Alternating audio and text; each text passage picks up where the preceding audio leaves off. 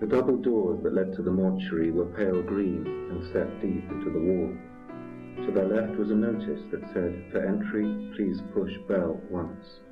Another notice close by said, "Staff only." Fixed high up on the wall was a circular convex mirror in which both Billy and the sergeant featured as thinner, more alien versions of themselves, bulbous heads, bodies tapering away to nothing, like tadpoles. Behind him, Billy could see a wide passage or ramp that sloped up to a large cavernous area. Up to the top, and motionless amid the constant low-level grinding of generators, were several small-scale forklift trucks that were known as tugs. Phil told him they were used for ferrying the patient's dirty linen to the back of the hospital. The woman's bedding had been brought here too, though it had been treated not as laundry, but as non-chemical waste.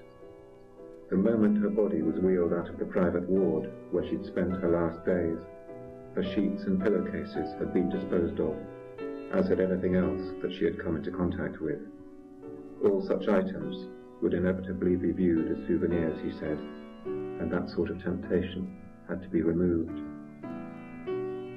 Billy watched as Phil pressed the mortuary bell. The door opened from the inside, and a young blonde constable let them in. Billy didn't know her. They were using officers from a number of different stations, whoever they could get hold of, really. "You next, is it?" she said, looking at Billy. He nodded. "It's all right." Her face angled back into the room. "Just boring, that's all." Billy followed Phil through the doorway. Putting his bag down on a chair, he noted the bank of fridges that reached from floor to ceiling.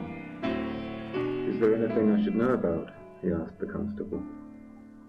She thought for a moment, her small mouth twisting to one side. "If the phone rings in the office," she said, "it's best to answer it. Otherwise it starts making a weird beeping sound that'll end up getting on your nerves." "Anything else?" "It smells a bit." "That's death," Phil said. "Nothing you can do about that."